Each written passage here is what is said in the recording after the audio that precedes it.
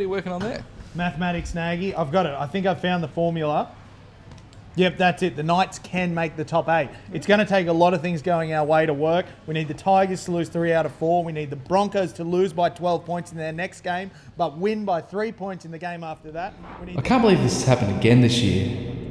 Maybe we're destined to lose. Maybe I should quit this podcast and move to Spain. Yeah, Spain doesn't have any NRL. No more football, no more problems. And if the RBA drops the cash rate and we have the lowest rainfall we've ever had since the Depression, Nagy, you're thinking about moving to Spain again, aren't you?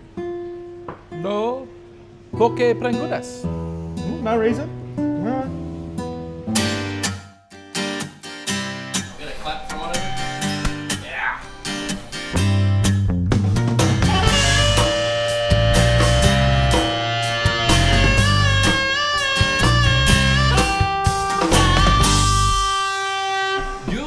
And welcome to the Joust. My name is Nagy. I'm here as always with my co-host Liam McNeil. But Jousters, we got our favourite special guest back. Welcome to the show, Barry Toohey. Welcome back. Hey boys, how you going? Good to be back. You're looking a little cold. Are you okay? We've got a bit of an indoor-outdoor here. No, I'm fine. It's between you two, I'm snuggling right up. Excellent. Now, we would like to start on a more of a positive note because last time we had you on the show, Barry, we were finding form again. It was like the Knights had gotten past their slump and they worked it all out, and the word gelling was used quite often, and then that's all fallen to pieces once again against the team, their favourite team to beat, Parramatta, the one that we usually find form against, even in the slumpiest slumps. We couldn't manage to do. Is that a word? The slumpiest slumps, it will be used only to describe the Knights. It's our word of the week, actually, slumpiest. Thank you for playing along at home. It was not the result that we wanted. Now, it was lots of talk leading up through the week, like this was the one that we were going to turn it all around. Where did it all go wrong, Barry? Well, to a certain extent, they did turn it around, Yep. performance-wise, because the performance was a hell of a lot better than it had been the last couple of weeks. But Parramatta, or the new stadium there at Bankwest, very hard to beat. They've only been beaten once there all year. They'd won 4 or 5 of the last 6 or 7. So they were a team in form, and unfortunately the Knights couldn't get it done on the night. It was. Have we considered maybe building a new stadium for the Knights? It seemed to work for Parramatta. They're turning this Bankwest Stadium into a bit of a fortress.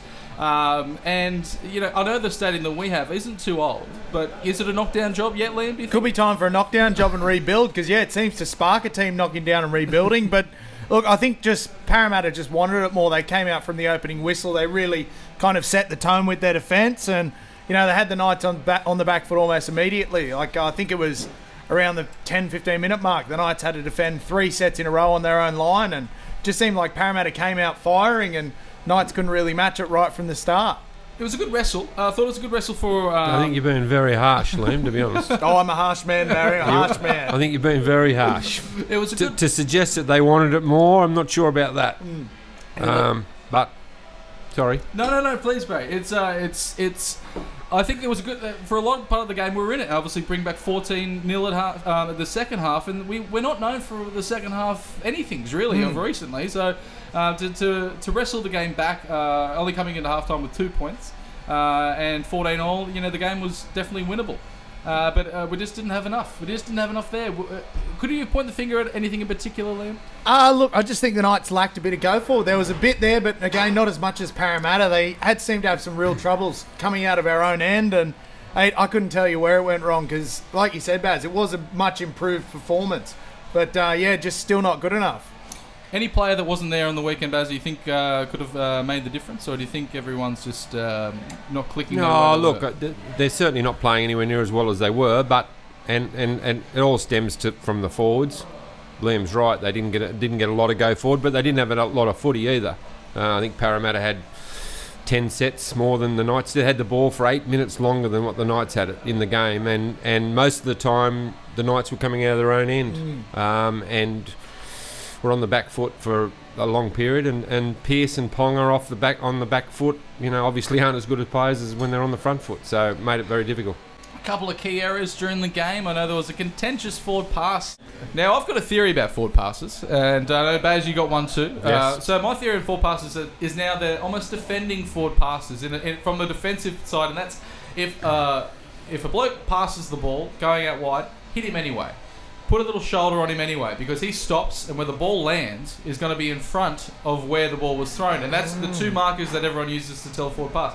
But when the ball was thrown, the bloke was moving forward, and you've got that. What's that called, Liam? That's called science, Nagy. That's a piece of science happening there. Thanks, Liam. And I believe that's Newton's third law of motion. An object at rest or at movement will remain in that state until acted upon by an opposing force. Right. I don't know if it's his third, but that's one of Newton's laws. What's your theory, Baz? My theory is a bit simpler than yours. I think some of the officials are blind. Yep. I just think that they miss a lot of the forward passes, and they come up with a few every now and again that aren't forward line balls, and they call them, and the rest of them they just don't see them. Is that too many people officiating the game? Is that you got the linesmen there, and they're one of their only things to do throughout the game is to make sure there's no forward passes. That's why they're there. So maybe their voices wanting to be a little bit louder just for the sake of it. Look, I think it's the fact that the modern game's played a lot flatter than it used to be. So you're going to get, there's a lot of instances where guys are, they're throwing line ball passes all the time. So, you got to try and pick up the ones that aren't, obviously, and some of them they get missed. I mean, I see where you're coming from, but it's supposed to be out of the hand. Obviously, they've got to watch the ball out of the hand. It's supposed to go back or not forward. The ball can float forward. If someone gets hammered in a tackle after he's thrown the ball, they're still supposed to look at whether the ball comes out of the hands, either flat or going back. So, pretty difficult. I've never been a touch judge, but you're right. They haven't got much to do, the touchies. That's it. Feels like a case they just sit on that line where the attacking line is, and that's what they're supposed to do. So if they get it wrong, get rid of them. Yeah, it seems like a case of underutilisation of the touch judges. Well, they don't seem to do it too much. Back in the old days, all they used to do was put their flag up and run in and report something. They don't do that anymore. So to report these days. Well, there's eyes in the sky now, isn't there? So right, that's the difference. Yeah. Well, you can't give it back. In my opinion, you can't give it back to the video umpire because it just at the speed that the game's played, and you have to make that call. You're always going to have on the line balls half the audience or 2/3 of the audience yell out forward. And it's whether that's listened to or not. And plus, that's the great catch cry of every rugby league fan. Forward pass, sir. Forward pass. Yeah. Open your eyes, sir. Yeah. Or madam. Get them on side, sir. Get them on side as well. That's another one. Yeah. It's it's one of those situations that unfortunately, and we were a victim of it. It wasn't a guaranteed try, but SKD definitely found some space and was quickly called back. But worse things happened to the Warriors a few weeks ago. They lost the game because of it. So it's not just the Knights, but it's but again we're talking about the referees. I think we're talking about the out of town teams, mate. Yeah. I've got a bit of a conspiracy theory happening that they don't like the out of town teams. So the Warriors, the Knights in particular, North Queensland, the Cows have copped it this year. No 50-50 calls. I didn't think the Knights got too many 50-50 calls the other day. I think they lost the penalties 8-4. Anyway, that's my theory. Still holding the record for the most penalised side. If we're not holding it, would be up there, and we have been the entire season. Right through even a win streak, we had it. And surely that's got to be a problem. Is that just because the Knights are the least well-behaved side, or is it over 26 weeks, 6 months of it, it looks like we're going to lead the sin bins and the penalties? How does that make sense? Surely in a fair and balanced comp that should change a couple of times. Yeah, I think there's something to your theory there, Barry, because you're right. There wasn't many 50-50s went our way, and it seems to have been the case all year. We're not getting those line ball calls that some of your Sydney fancy boy teams tend to get. The latte sippers. The latte sippers down there. They seem to get the good run of it. Although Newcastle does love a good latte. Yeah. So we've got some beautiful cafes down here. And I don't really rate Sydney or Melbourne coffee.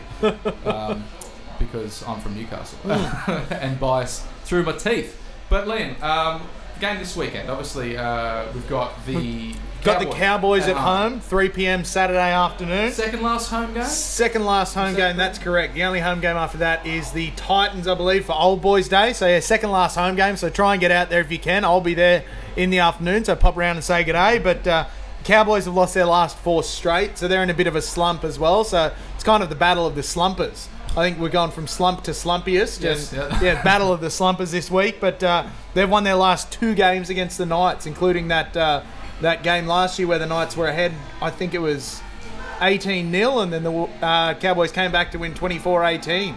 Does it, like, we look at this now, these two huge slumps where we just haven't managed to go through any wins, and just thinking in the beginning of the season, if those close games against even Canberra, Penrith, a couple of wins there, suddenly the pressure's right off at this end of the season, and we've just built up to everything now that the season's all but done, and there's still this mathematical chance that we could still make it on 26 points, which I can't remember last time that was the case. The fabled mathematical chance. You never want to be a mathematical chance of going into the finals, because then you're just leaving your fate in another's hands, which you don't want to be doing. Barry, do you believe in miracles? I don't think it's a miracle. If they need to win their 4 games, and if they win their 4 games, and given the fact that the other teams in and around them are playing each other, and the Knights are playing a couple of them, it's a possibility. It's an interesting comp. The Knights do have the advantage at the moment, is their for and against isn't too bad compared to some of the other teams in and around them. So it just depends, you know, they've got to win 4 games for a start, and they've lost their last 6. So we probably should be focusing on the fact that they've got to win those 4 games before we worry about the other results. As a larger look, I remember speaking to Stephen Crow about 4 weeks ago, and we were talking about Brownie's position once again. You know, it's never too far away from been talked about during these slumps, and I said, you know, oh well, you know, if we don't win another game this season, Brownie's position still looks safe. At the time, the club came out and said, no, Brownie will be the coach next year, barring something unusual happening, I think was the words. And Crowe said that, if there'll be questions asked if we don't win another game. This is looking like a possibility now that we've lost 6 in a row leading into the finals. What Baz? What are your thoughts? I can see you got something there. What are you thinking? No, I'm not thinking anything. There'll be pressure brought to bear. If they lose the next 4, including the Titans at home on Old Boys Day, I'm sure there'll be pressure. I mean, there's already a little bit of pressure on at the moment. So I don't think they'll lose their last 4. Surely they'll pick up 1 or 2. They might even win the 4th, for all we know. But as far as Brownie's concerned, I think when Phil Gardner came out and said that he's got the job unless something untoward happens, I don't think he was referring to something on the field. I think maybe it was more something, you know, out of the box. So look, we'll wait and see. Certainly at this stage, he's safe. But as I say, you're right, 4 losses and the pressure comes on. With an off-season appearing, you know, there's a lot of the, there's a lot of meetings happening in the off-season, a lot of reviews, internal reviews, external reviews. And Phil Gardner's already said he'll have a full review of the staff, everyone's position. And if you remember last year, it was Darren Mooney who got the spear in the off-season, which was out of the blue. Yeah, as well as the assistant coach, Mick Potter. Yeah. So there's always a change or 2 here and there, so we'll wait and see. And it looks like Christian Wolf might be aiming for a job in England. Have you heard anything about that, Barry? Yeah, well, they were here. The boys from St Helens were in town or in Sydney on the weekend. They're in the dressing room after the game, actually. Obviously, Brownie knows them because of his association with St Helens, and they're out scouting, looking for a replacement. So, you know, whether Christian's, you know, in the pecking order, or where he is in the pecking order, I'm not sure. But he has coached Tonga to a bit of success, so maybe he's one of the blokes they're looking at. Before we start looking directly at the Cowboys this week, we've got to look at the bigger picture, because coming off 6 losses in a row, where is the pieces that are missing recruitment-wise? Now that obviously Jesse Raymond is no longer with the side in quite a surprising way, the way that he left, and obviously Edric Lee injury, and with Kurt Mann now on the wing, obviously losing Nathan Ross earlier in the season. Are they the holes? Are we looking for? Is it our outside backs? I think you got to get at least one more strike winger. I know with Edric Lee out injured, we're missing a big cog. He was he was immense during that winning run, getting hard runs out of the red zone and working really hard to get the Knights on the front foot. So I think maybe someone else to partner Edric. SKD is just starting to look a bit long in the legs. I think he's is that a saying? Long in the tooth. Long in the tooth. He does have long legs as well. He does have long legs as well, so it was an easy mistake to make. I think Edric might be more long in the legs. Long in the legs, yeah. But yeah, look, I think we definitely need another strike winger, and a little bit of shoring up in the outside backs would be handy. Is there look at this? We're now a catered affair here at the Joust. Dig in. it's that's courtesy of the Commonwealth Hotel here. That we're, of course, our home of where we're recording from, a beautiful pub. Now, Liam and Barry. So we didn't ask you, Barry. Any missing pieces as far as recruitment wise? Well, the missing pieces are the fact that the salary cap. That's where the missing pieces are, because there's not a lot of money left in the salary cap for anyone. They're obviously, the Bulldogs are very close to a deal with Herman Esiasi, so he'll be off the books at probably 450 next year. But the Knights need him to go probably to shore up a few of the outside backs that they've already got here. So Heimel Hunt, for example. Who's been a fantastic player for us. He's been an excellent signing. Yeah. For 140 grand a year, he's done really well. Obviously another outside back. I don't know whether we need another winger, because there's a couple of kids coming through that I think Stafford Toa, for example, a young 18-year-old, would have made his debut by now if he hadn't been injured. Comes back this week. They'll be looking to him to play first grade next year, I'd imagine. But they need someone to replace Ramian, a centre or maybe a winger, centre winger. And they're going to sign a back row, which is probably going to be Kurt Capewell at this stage. Yeah, he tweeted today that Capewell deal's pretty close to being done. Very close, yeah. So from all reports, but money-wise, they're not going to have a lot for anyone else. And well, that's it. That comes with the shoring up these players. When we had an open slate, if you will, of a team in 2015-16, where we're looking to sign these big ones, and now the Ponga, Pearce, Clemmer, big signings, and trying to see what the effect that has now on the salary cap, and I think coming from a team for so long that we were thinking, we were just always going after marquee players, and every marquee player was linked with the Knights for a few years there. And much like all the other teams in the competition, the money just isn't there. It's an interesting spot to be in, and it's really going to put pressure on the sort of creativity of the recruitment as well. To see what kind of players we can actually attract to the club during a time where we're not performing particularly. That's it, because you got to kind of still get the feeling that the Knights are still going to pay overs for certain people just to attract them to the club. It's kind of been a scourge of the club for the last few years, but. I don't know. I still can't work out salary caps and how they work and how much you got to spend here and there. It's all Greek accounting to you, magician. It's all Greek to me. Or Spanish to you. And Espanol. Yeah. Well, you got to balance your squad basically, and that's why they're letting Herman Esiasi go, because they've got a whole heap of front rowers, and he's on quite a bit of money, and he's somebody that a few other clubs such as the Bulldogs want. So that's why they don't. I don't think the coach particularly wants to let him go, but to get the players that he wants in certain positions, and the fact that they got a lot of front rowers, that's why they're basically prepared to allow him to leave. Bit of extra elbow room, and it brings back to a point of the big thing last week, the Ponga price tag of this $1.5 million a season. It's a lot of money, Nagy. It's a hell of a lot of money. And you and I disagreed, I think, on this, Liam, of whether he was worth that amount. I think we disagreed, but I think I've changed my mind. I think he's worth it. Worth is such an interesting word.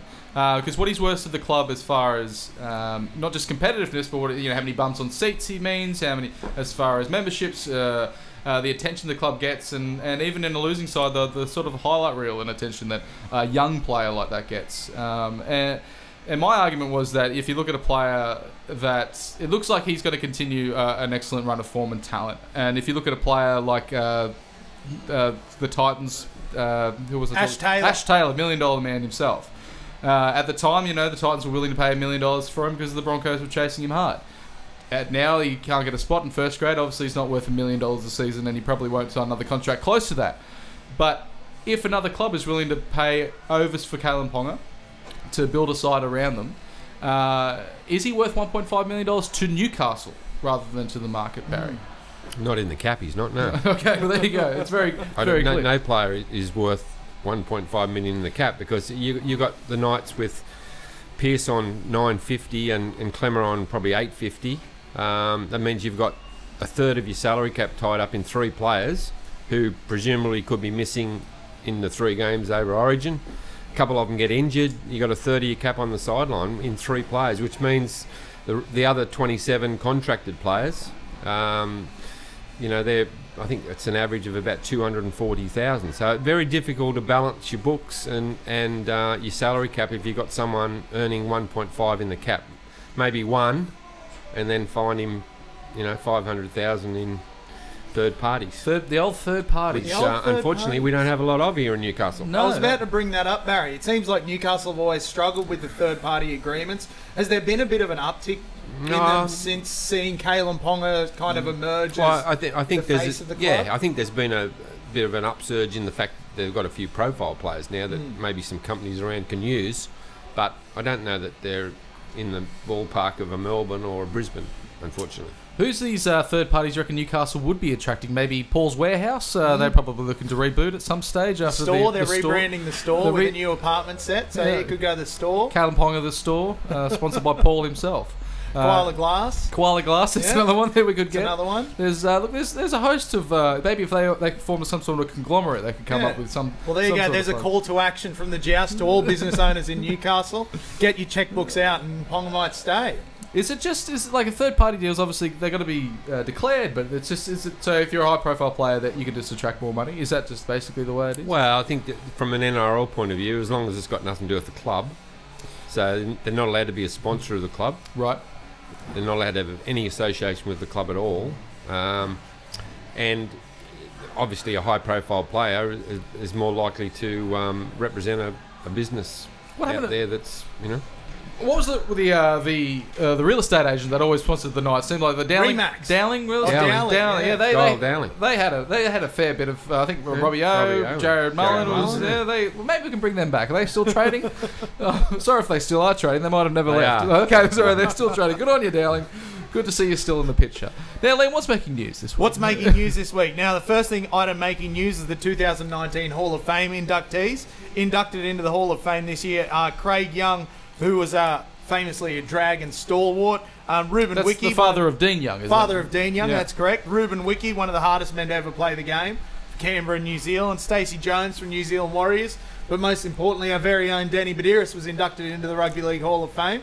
And I say it's about bloody time. It's about bloody time. Hey, congratulations for Danny. It's obviously a huge achievement. It's and with a bunch of other players that are true legends of the game. So big all rounds congratulations. And I think to it's Danny. fantastic what the NRL have done with the Hall of Fame and the Immortals since they took over the Immortals last year. They've obviously changed all the criteria of who can make which part of the Hall of Fame and all that. And I know a few people were death riding it initially, saying, well, the NRL are going to mismanage it and run it into the ground. But they've actually done a really good job with bolstering the Hall of Fame. And I think before that, there hadn't been any new inductees in quite a while. Oh. But yeah, the NRL have taken over and they've done a really good job of it. I think they're doing wonderfully. And yeah, to see Danny get in was kind of caused an upswell of pride on what was a pretty average weekend. Is there a hall involved in the Hall of Fame? Is there a literal hall, like one that you can walk down? One would imagine Nagy, but I'm not too sure. That's a good question. I've always wondered why it's a Hall of Fame. Surely you'd want it in a room. A room of You fame. don't want it in a hallway. No one's hanging out in a hallway. You want it in a room somewhere. Yeah, a room of fame doesn't sound as good as a It doesn't Hall of have a Fame, ring, no. does it, Barry? A hall It's good. is different to a hallway. A hall. Yes. Yes. True. Thank you. Very good point there, Josh. Thank you very much, Josh, for that. I've got hallways on the brain. I just can't get them out of my head. Now, before we go to the next point, this has Yeah, been.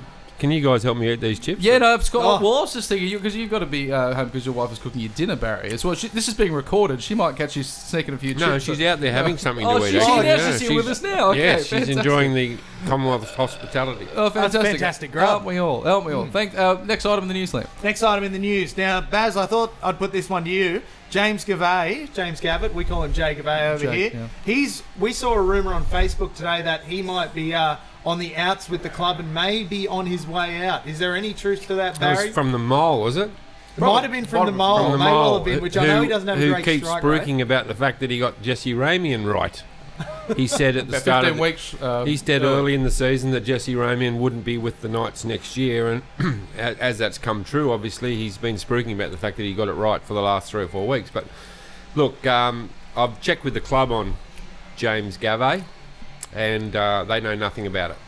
That's not to say that he's not having a look overseas, but his manager knows nothing about it, according to the Knights, and the Knights know nothing about it. So we'll have to wait and see on that one. I wouldn't totally rule it out, but what I would say is that it won't. Some people on Twitter have asked me today whether it's going to have any effect on if he goes, whether SES he stays, and the answer's no, because that deal's just about been done with the Bulldogs. So. Oh, there you go. Well, James Gutho has just been of recently. He's been targeted now as this player that everyone's picking to must not be included in the side with absolutely no replacement in mind for him. Player that everyone hates. Everyone hates. Yeah. Well, it was Josh King at the start for about 18 months, and now Josh King, everyone's saying no, he's all right, which we were saying for a long time. But now it's Kurt Mann and James Gutho. That's it. They've got those targets painted brightly on their back, and the coach is over there on too. the Facebook group. Coach is there too. We've got the targets just floating around us because we have to have someone to blame, and if it's not the bench prop and the winger, I don't know who it is. I feel bad for Kurt Mann. He's come in and played some really good football for us at times. Always picked out a position. I don't think necessarily has a particular position that he's best at. He's always been Mr. Fix-It, and I don't think he ever thought that he was coming to the Knights to play wing. Going out there and in a specialist position of wing these days, you probably can't get away with just putting anyone out on the wing. That's it. Gone are the days where you just pick the small, fast kid and put him out there. They've got to have a bit of grunt. They've got to have a bit of a body behind them. I think he's actually played more games on the wing in the NRL than he's played anywhere else. Well, there you go. He's a winger, and we signed him as a winger. I'd like an official. But I'm with you. He's Yeah. not really a winger, but we can't really find a spot for him. And look, I feel a bit sorry for Kurt Mann because he is carrying a sternum injury that he has needled before every game, and they reckon it's one of the worst injuries that a player can have because they keep playing with them because you can, but they're still very painful. So I just wonder whether that's been affecting him a little bit as well. He's all he's giving his all, and games like against the Broncos where he has really good games are quickly forgotten. That was our last win. At fullback, wasn't it? At fullback. Yeah. So he's been thrown around, and plus he's got some off-field dramas with his mum, who's got inoperable cancer. Really. Oh. And he found out about that a couple of days before that Brisbane game actually, and she was actually up here to watch him play. So he's got a few issues off the field as well, which wouldn't be helping. It brings me to my next point in the news, Liam. I know that it might be a bit further down, but we got the Queensland player, Josh Maguire, with the eye gouging again, and his family's come out and said that they're receiving death threats online.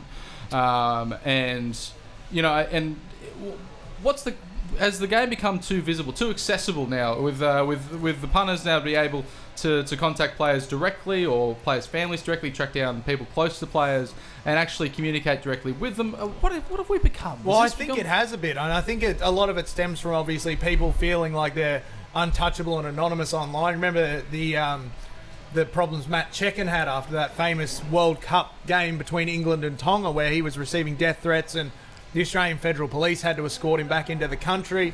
And, it seems to be the case that some people who tend to take their footy a bit too seriously are, not afraid to message these players and their families and kind of just stir up a bit of trouble, which is definitely not a good thing. You don't want to be seeing it. And, as a fan of the game, it really stains the reputation of the fans of rugby league, because that tars us all with the same brush. And to see that happening, albeit I'm not a huge Josh Maguire fan, I think he's a bit of a grub, but still, you don't want to see that happening to anyone. You don't want to see him die. No, oh goodness, no. That'd be terrible. Baz, what are your thoughts on these attacks on players? I don't want to see him die either.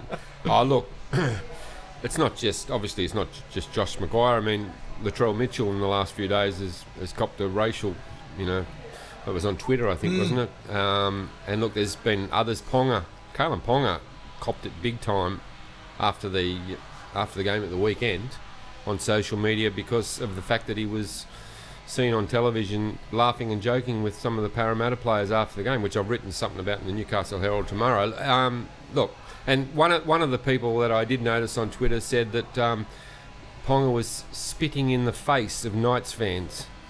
It's an interesting perspective on it, and I think it's obviously I'm glad you brought that one up because we were going to cover that in the mail sack. Sorry, mate. No, that's quite all right. I'm glad we've got to it. I missed the memo. That's all right. We don't write memos. No, that's probably why I missed it. We have Karen fax everything through. Karen will fax it through. There's when does passion become aggression, and when does it all look, there's a stack of haters out there. And I don't get it, but it's just the way it is. I mean, unbelievable that even the speaking of Carlin Ponga, even the 1.5 million story, which basically was a media report that hasn't been verified, that I think was put out there by his manager, who's between you two and myself. Yeah. and everyone else. I was going to say, Barry, this might be caught by a few other people. The other two people who watch our show. Is offside with the family. Yep. That it's rubbish. Yep. But you still had people, Knights fans, calling him greedy. Yeah. That he's asking for this money. Well, has he asked for it, or is it true?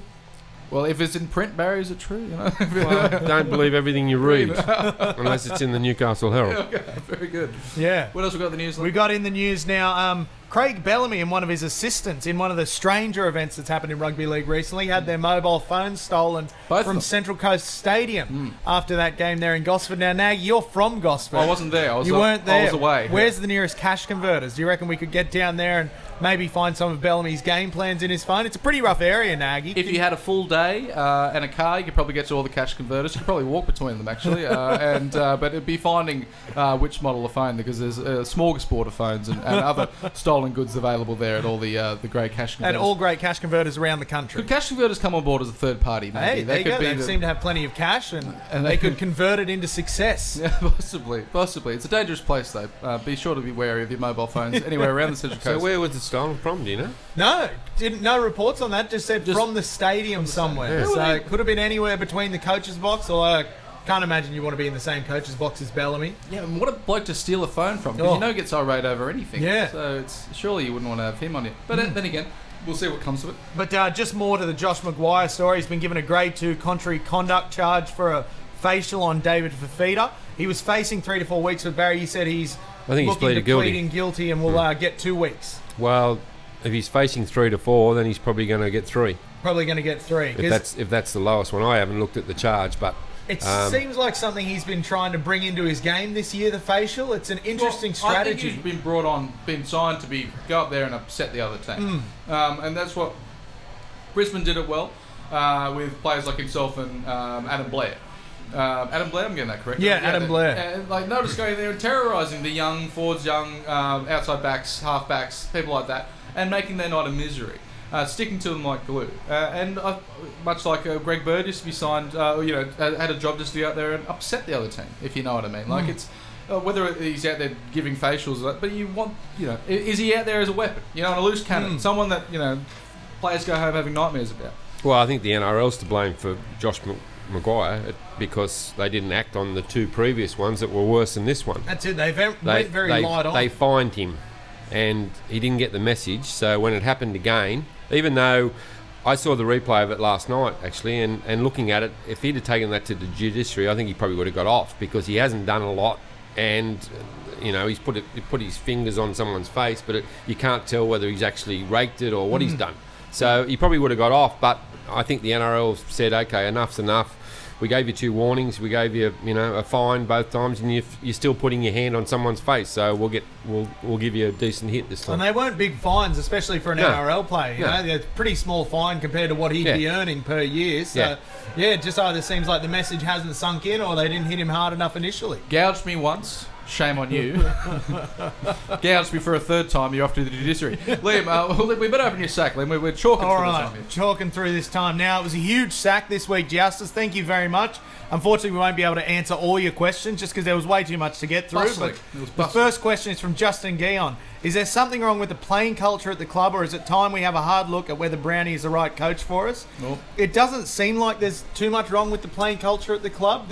Culture's the key word, of course, Barry, when things are going wrong. You know what I mean? Like, all things are going right. It just seems to be a word that doesn't actually, it's not an actual thing, culture, surely.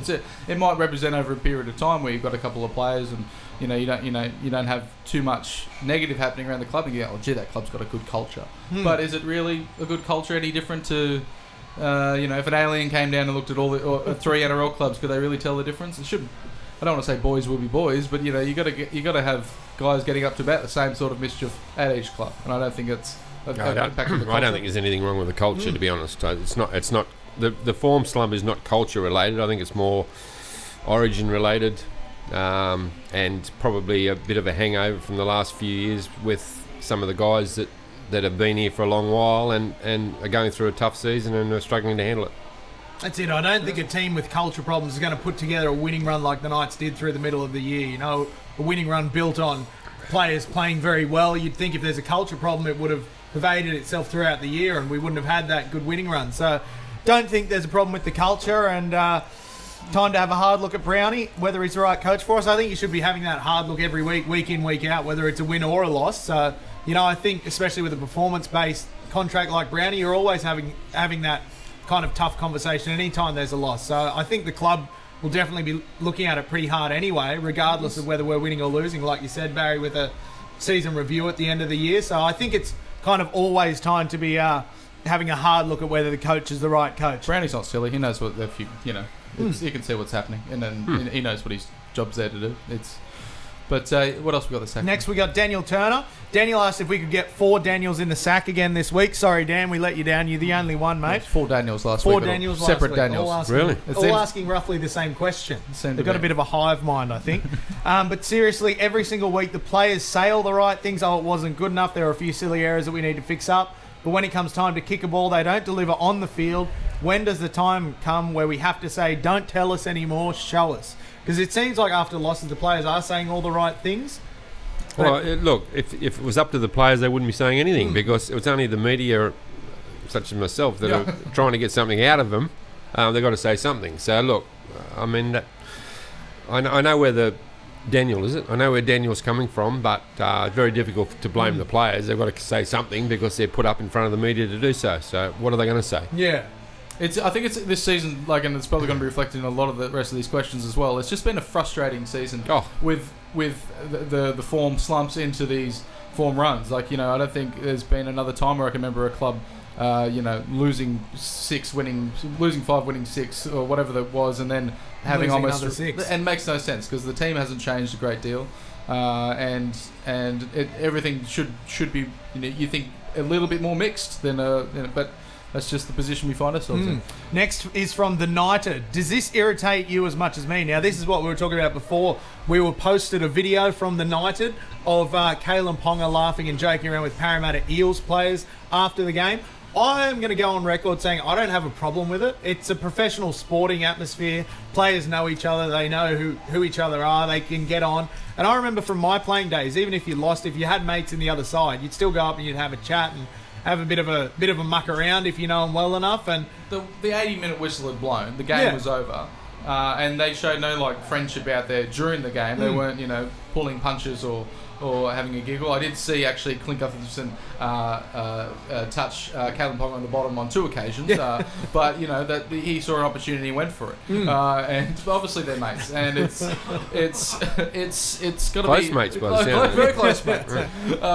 But maybe we should ask Clint about the $1.5 million contract. Maybe he's got the inside word. There's in the end, look, if this was happening on the field, if there was a bit of a laugh and a giggle and they were throwing the ball at each other and egging each other on like Brett Morris Twins style, I'd be like, no, come on, time to focus. Like, remember when Corbin Sims and Willie Mason were mucking around on the field?